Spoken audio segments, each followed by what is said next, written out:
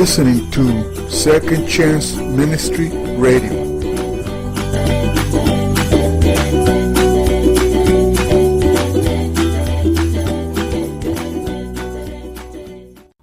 The prophet Isaiah is our next lecture. Enjoy and God bless.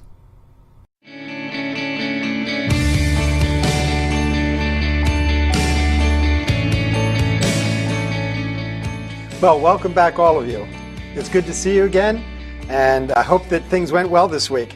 We had a little bit of a different reading situation this week. You spent most of the week in Isaiah, very long book, and you got well into Jeremiah.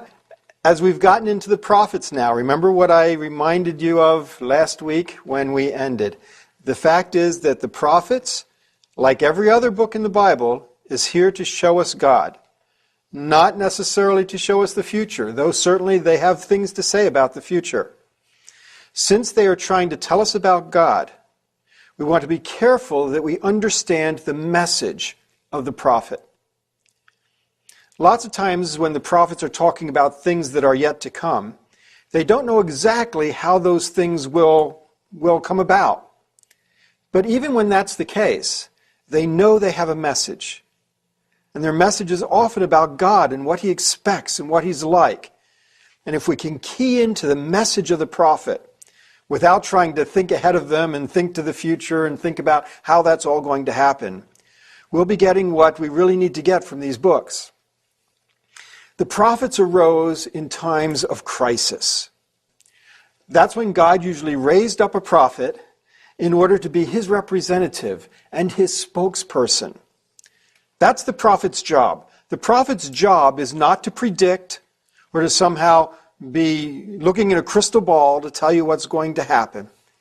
The prophet's job is to be the spokesperson for God. And it was in times of crisis that God brought these people out and gave them their commission and their ministry. Now, as we go through the prophets, we're going to have a little bit of time disorientation, because we went through the narrative literature all the way through Samuel and Kings and Chronicles, and we worked through history. And remember, we got to what we called the post-exilic period, after the time of exile, when the people came back, rebuilt the temple in Ezra and Nehemiah, and we even went into with Esther. All of those things had moved us all the way into the 5th century BC. Now with the prophets, we're kind of coming back in time and into some of those earlier time periods. So we're going to have a little bit of time disorientation. So for instance, Isaiah is prophesying, starts out about 740 BC. So we're back before the exile, before the temple was destroyed, all the way back in time, and we're in the middle of the kingdom period, kind of halfway between David and the fall of Jerusalem. So that's what we'll have to get used to as we're reading the prophets and talking about them together. The time of crisis for Isaiah was that the Assyrian Empire was beginning to become important, beginning to spread out its tentacles over the ancient Near East and to start incorporating other countries into its vast empire. That's the crisis when Isaiah comes onto the scene. The Assyrians are coming. The Assyrians have already started invading and conquering territory. And the question is, how are God's people going to respond? How are the kings going to respond? Remember, we talked about some of the kings were instruments, some of them were obstacles, some of them were willing to trust God, some of them were not. And so that's the question. The first king that we spend some time with in Isaiah is King Ahaz. Don't get him confused with Ahab. Ahab and Jezebel were a century earlier in the time of Elijah. Okay, we're now dealing with a king called Ahaz. Remember the blur of the kings when you read Kings and Chronicles? Here it is again. Anyway, Ahaz is faced with this difficulty, a military crisis, Assyrians on the horizon, other military flare-ups. How's he going to respond? God sends Isaiah to Ahaz with the message, trust the Lord. Trust God. Don't rely on Egypt. Don't rely on other countries. Don't try to do your own thing here. Trust God. Unfortunately, Ahaz didn't do very well with that. He decided on his own plots and schemes and plans, and they fell through, and there was trouble. That's the early part of the book of Isaiah, as you read through that. Then we get into the middle part of the book of Isaiah, and we've shifted kings. Now we're dealing with Hezekiah. Hezekiah is known as one of the reforming kings, one of the kings who did it right, one of the kings who did it well, who trusted God. And so in his crisis moment, he also was dealing with the Syrians, although it's some 40 years later. And in his crisis, he trusted God, he listened to Isaiah, and Jerusalem was miraculously delivered from the armies of Sennacherib, the Assyrian king. And so in Isaiah, we get this contrast. Kings who do it wrong, kings who do it right. Kings who trust, kings who don't trust. And of course, what's the word to us? It's better to trust. It's better to rely on God. And so that message comes through in the books of Isaiah and Jeremiah. With Isaiah, we also get a lot of prophecies that deal with what kingship should really look like. In fact, Isaiah talks about an ideal king who is coming.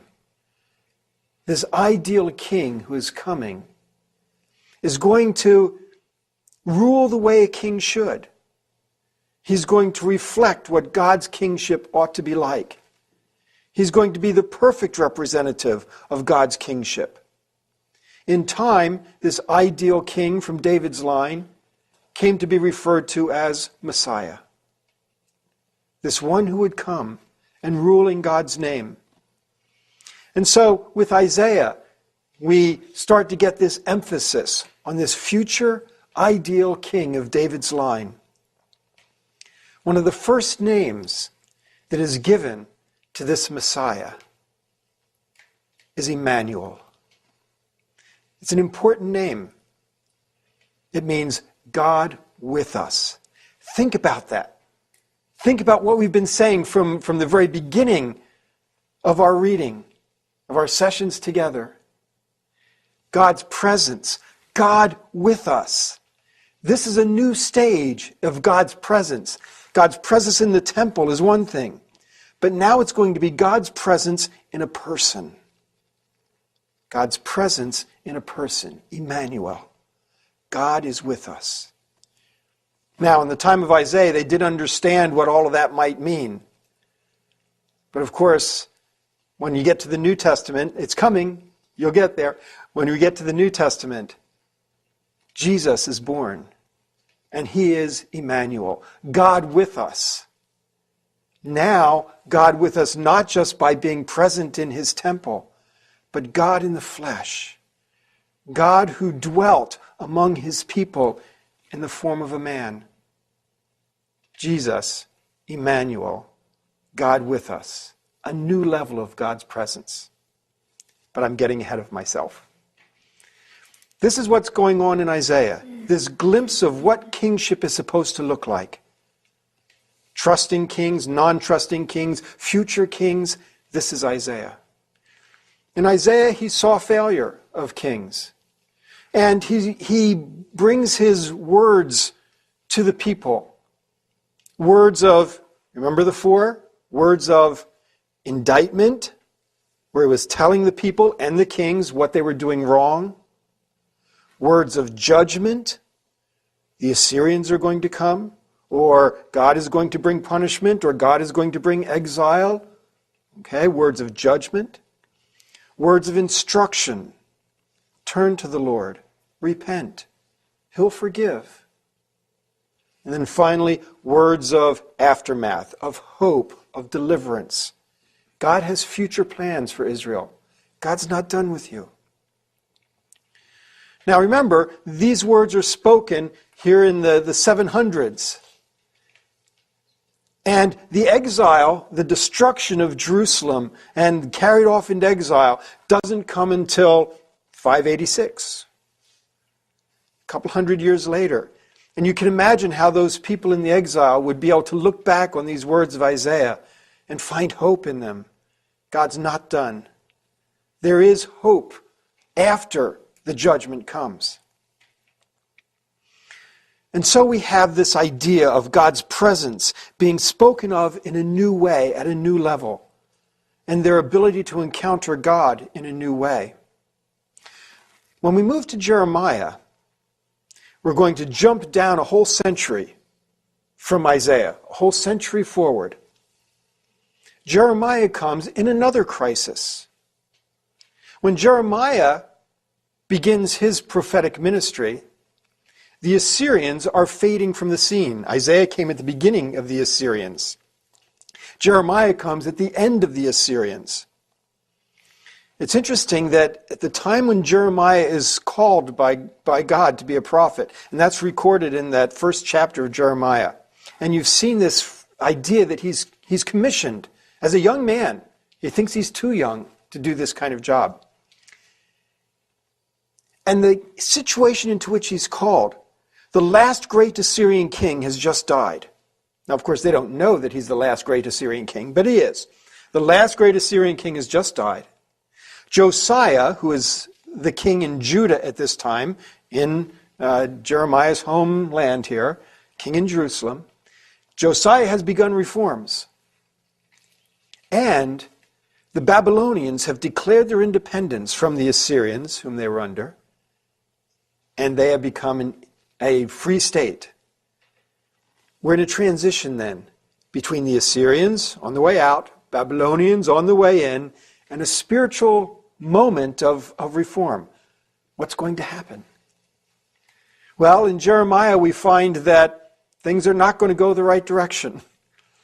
The Babylonians are going to become the world power. The Babylonians are going to become the threat. Jeremiah's call is in the 620s BC. And the fall of Jerusalem is going to come in 586. A mere generation from Jeremiah's prophesying to the end. And so he warns them about a foe from the north, an enemy that's coming to destroy. But Jeremiah is already talking about the possibility that they could lose God's presence. And that's what I want to focus on. There's a section known as the Temple Sermon in Jeremiah chapter 7. And if you want to turn there, you can look through it with me. I'm only going to read a couple of verses of it. But in Jeremiah chapter 7, starting in about halfway through verse 2 there, hear the word of the Lord, all you people of Judah who come through these gates to worship the Lord. This is what the Lord Almighty, the God of Israel, says. Reform your ways and your actions, and I will let you live in this place. Do not trust in deceptive words and say, this is the temple of the Lord, the temple of the Lord, the temple of the Lord. If you really change your ways and your actions and deal with each other justly, if you do not oppress the alien, the fatherless, or the widow, and don't shed innocent blood in this place, if you do not follow other gods to your own harm, then I will let you live in this place, in the land I gave your forefathers forever and ever. Notice the covenant theme coming back. This land that God had given them. Notice the theme of presence. God's presence. They're taking it for granted. They're trying to exploit it. They're trying to manipulate it. They're thinking that as long as God is dwelling there, nothing can go wrong. And God says, there's nothing magical about this. I live in your midst expecting you to be just people. And if you're not, I'll leave. See, that's what's hanging there in the balance. The fact that they again could lose God's presence. Now remember, that's exactly what happens within a generation. God leaves. And the city is destroyed. And the temple is destroyed. And the people lose their land. Many people die. By the time you get to the end of Jeremiah, as you will this week, you'll make it, you'll do it. By the time you get the last chapter of Jeremiah, it's the fall of Jerusalem. Jeremiah lives through those final days when the people hear him but don't respond to him. and the city falls. And so we have this idea that God's presence is leaving. It's back to Eden again. It's back to the fall, back to the fruit, back to the sin, back to the disobedience. God's presence lost all over again. As we mentioned in Genesis when we said, the real problem of the fall was not losing paradise, it was losing God's presence. And it's the same thing here. It's not just a building that got knocked down, the temple. It was God's place of his presence, and they lost it because of their sin and unfaithfulness and disobedience.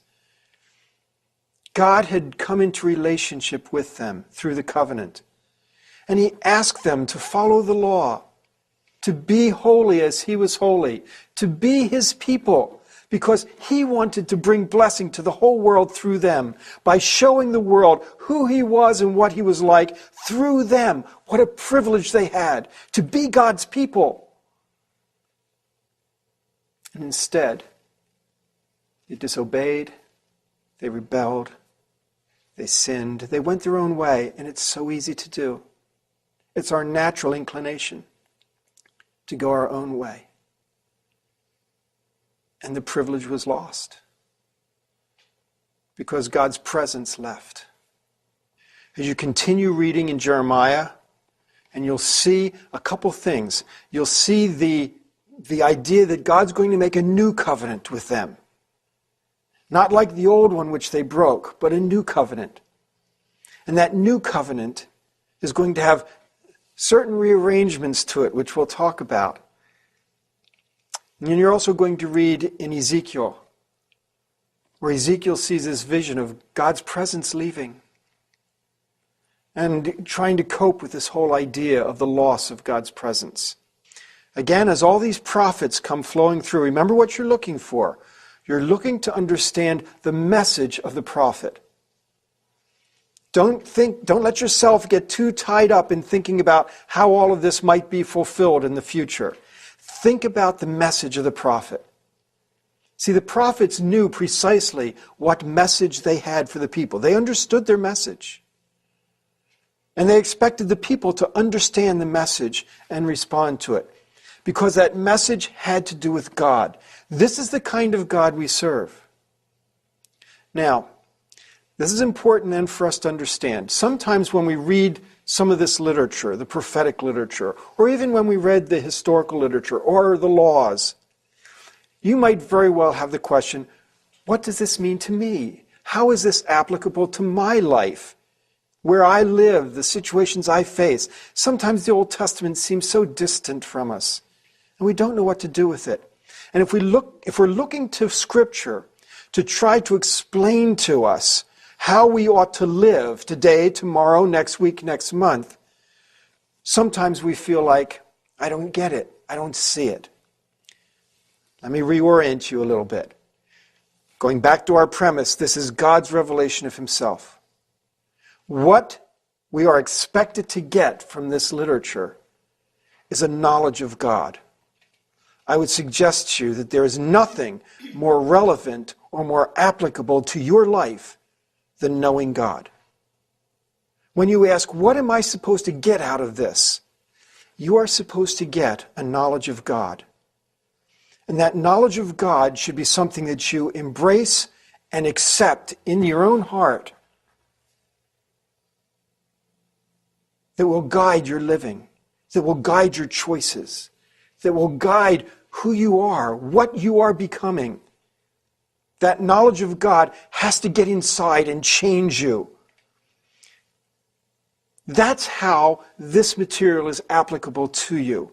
It is giving you a picture of God that should stick with you for your entire life, that should change how you live.